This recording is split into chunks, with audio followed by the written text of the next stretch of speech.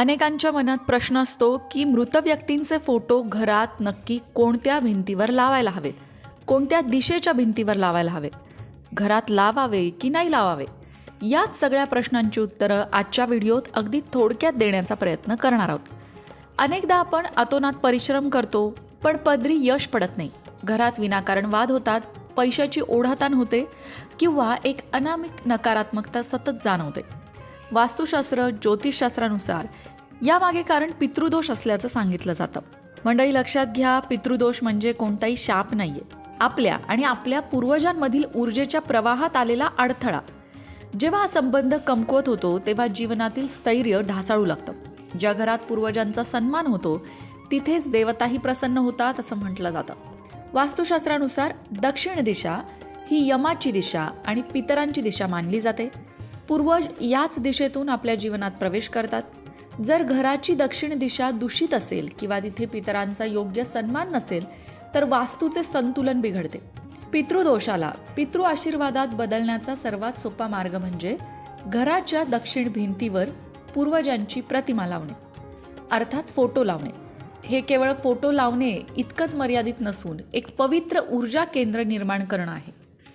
मग घरात पूर्वजांचे फोटो कोणत्या भिंतीवर लावावे तर दक्षिण दिशेच्या भिंतीवर लावावे असं शास्त्र सांगतं.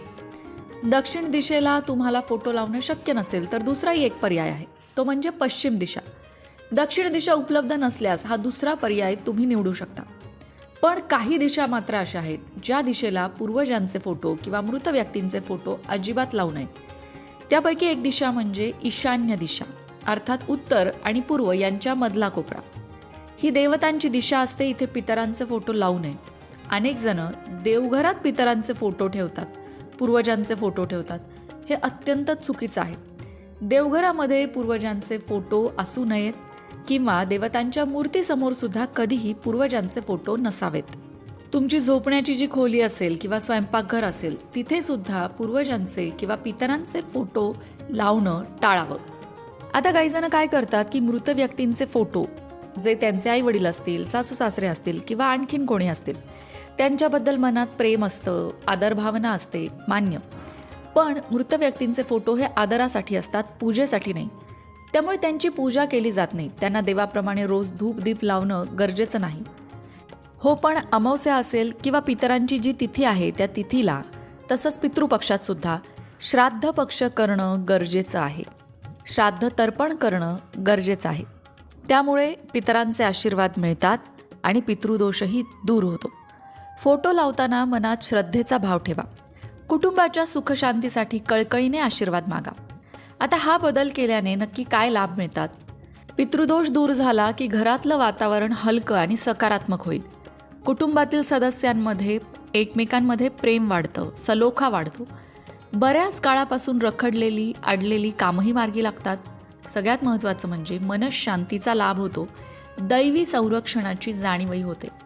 मंडळी, इथे एक युक्तिवाद असाही केला जातो की पूर्वजांचे फोटो घरात लावूच नये.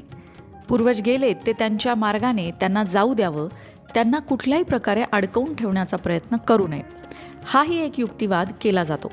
प्रत्येकाची श्रद्धा वेगळी, प्रत्येकाचा भाव वेगळा.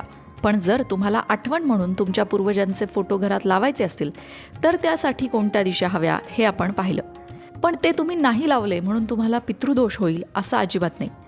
हो, पण जर श्राद्ध पक्ष वेळच्या वेळी केले नाहीत तर मात्र पितृदोष होऊ शकतो.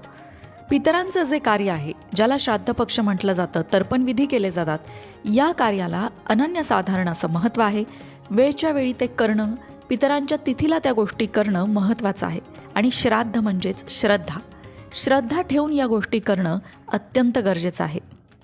आपल्या घरातल्या मृत व्यक्तींसाठी श्राद्ध तर्पणविधी करणं हे आपलं कर्तव्य असतं, मान्य. पण त्याचबरोबर आपल्या घरात आपले जे ज्येष्ठ आहेत, आई वडील असतील, सासू सासरे असतील, त्यांची सेवा ते जिवंत असताना सुद्धा करायला हवी.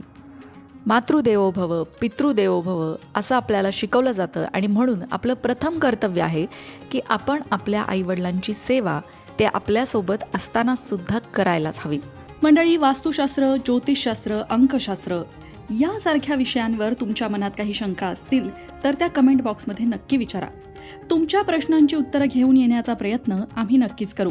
त्याचबरोबर आणखीन कोणत्या विषयांवरचे व्हिडिओ तुम्हाला ऐकायला आवडतील ते सुद्धा कमेंट करून सांगा.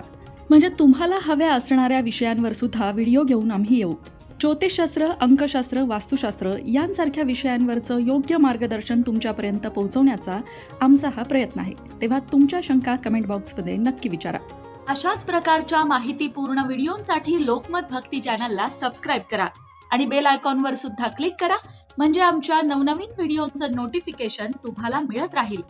तसंच योग्य आध्यात्मिक मार्गदर्शनासाठी लोकमत भक्तीच्या फेसबुक पेजला फॉलो करायला विसरू नका.